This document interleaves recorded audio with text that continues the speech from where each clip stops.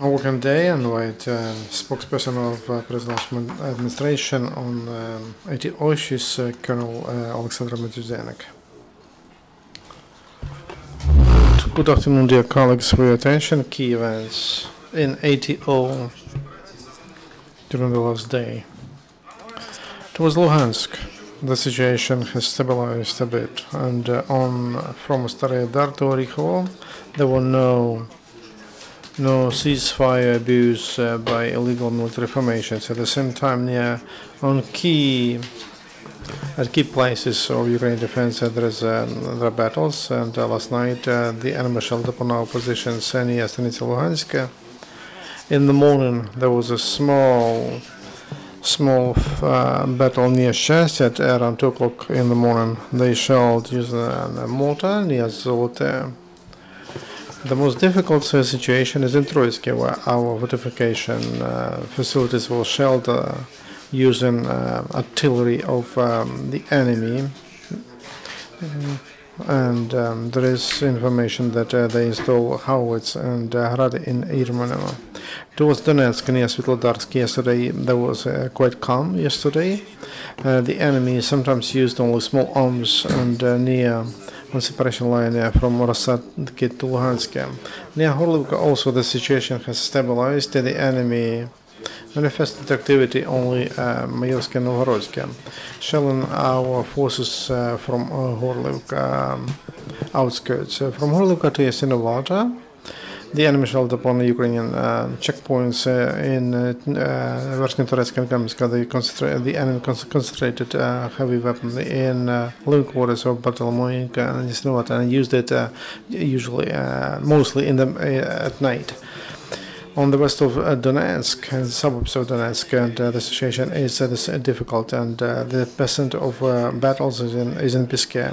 Last night, living quarters of Krasnohorivka under the shell of the enemy, using heavy weaponry, tanks and artillery by illegal military forces is systemic. Towards Mariupol, key point of our defense was Starohnativka and territories near. In the morning, ATO forces kicked back the enemy, and they started counterattack and returned control over strategic hills. And here's the report of a hero from the 72nd Brigade who participated in that. We were fighting as heroes, and we destroyed a lot of the enemy. I mean, equipment and also stuff for the fourth wave of mobilization. It's it was quite a heavy battle. It was like baptized and in battle. Those who were the second times and for the third time, it was it was easier. Despite losses, the enemy continued artillery shelling upon our positions near Starohnativka and during the day and at night. In addition to that, the occupants shelled upon Ukrainian fortifications using a reactive system Hrad, and they placed in Rozdol south to the Komsomolsk. It's less than 15 kilometers from the front line. During the day, heavy artillery and mortar shells were near Polobitsky water reservoir, near Chermalik. In Shorkan, there were two battles between militants and our military men. Yesterday in ATO area, there were we noticed 9 drones of the enemy. During the last day, because of the battles, 1 Ukrainian soldier died, 13 brothers were wounded. These losses were towards Donetsk and Mariupol, near Horlivka, Donetsk and Starohnativka. Mobilized military men improve military battle skills in the Rivno test field. In the Rivno test field, the military are trying to overcome the obstacles. Different facilities like buildings, trenches, engineering, fencing make the situation similar to real battle. The military are divided into 3 groups: patrol, the core and the rear. The patrol finds the enemy, the core eliminates it, and rear covers the main forces. The Security Service of Ukraine disclosed the traitor among them. It was found out that the FSB employee nicknamed the Spanish was coordinating the work of the criminal. The Russians were paying a lot to him. More than $40,000 were confiscated from this Lieutenant Colonel who was the criminal. Also near Berezovo of Mariinsky district of Donetsk region, the Ukrainian bodyguards detained the militant. The car of the militant was blocked. The person who was driving was in camouflage with the chevron, with the insignia of DNR.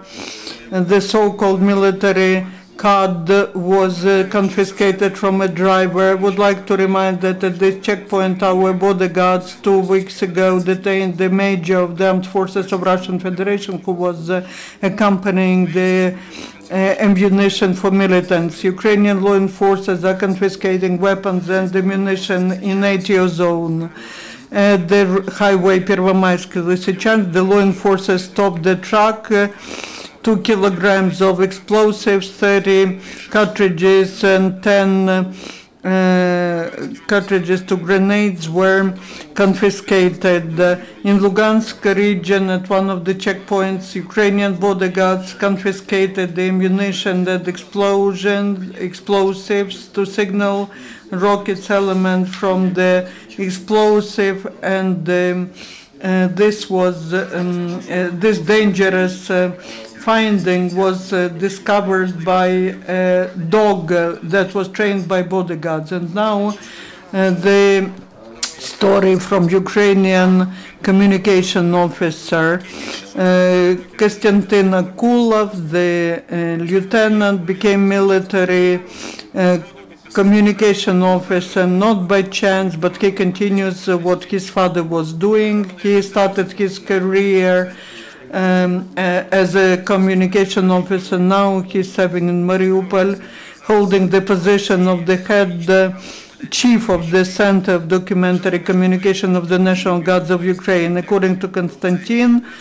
the financing of this strategic section is at the highest level. The state spends a lot of money to buy new types of equipment. Konstantin emphasizes that military in reality feel the support of people who are ready to help their servicemen. This is all the information as of now. If you have any questions, I am ready to answer. If you have questions, please introduce yourselves.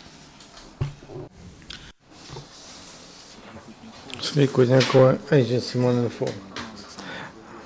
Mr. Alexander, do you have information about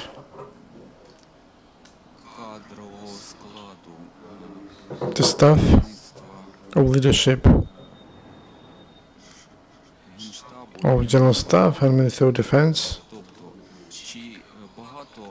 In other words, are many of those managers and military structures are representatives come from Luhansk, Donetsk, and Crimea, Luhansk region and Donetsk region and Crimea, those regions that are occupied by the Russian Federation. Was there some kind of rotation just to prevent those facts that you gave us about the kernel of justice? And the second question. Direct briefing with Mariupol shows that there is a lack of fruits and vegetables in the military units of armed forces of Ukraine. Is there some kind of program today of the Ministry of Defense which connects or ties cities, districts, enterprises, sends them to help concrete units like it was during the First or the Second World War in our experience. Thank you. First, I'm not ready to tell you how officials in MOD or general staff come from Crimea, Donetsk and Luhansk regions. I don't have that information, but I can tell you, of course, there are such people. Those military men who are loyal to Ukraine, who left occupied Crimea, who participated in ATO in the east of Ukraine, who fight in ATO, and it's clear that people with battle experience are appointed for leading positions, managerial positions in MOD and in the general staff. But how many, I'm not ready to tell you. As to Mariupol, as you told, they are missing fruits and vegetables. I don't have that information, but I can tell you that the area of armed forces of Ukraine is working at its full power to provide everything necessary, including food, to all military men who are in ATO. Of course, volunteers help a lot. In MOD, we have volunteer paratroopers and who take care of that issue, and any problem that is reported to them. And they're trying to solve it immediately. I'm not ready to inform you well about that program. More questions?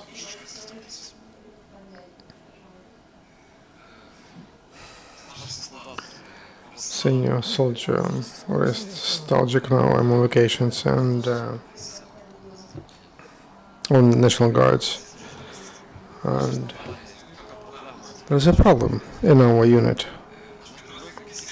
After 7 months of service and 2 heavy rotations on the front line, they mobilized. Now, after 1 year, we are in the 3rd rotation, because we were mobilized, we are supposed to serve there up to February. Our wives don't understand that everybody serves for a year, demobilizes, and we have to do it extra. Your issue is specific and it requires special solution. Let's just talk after the briefing. I will listen to your problem and we'll send it to people who have something to do with this issue. Thank you. More questions? No questions. Thank you, Carol.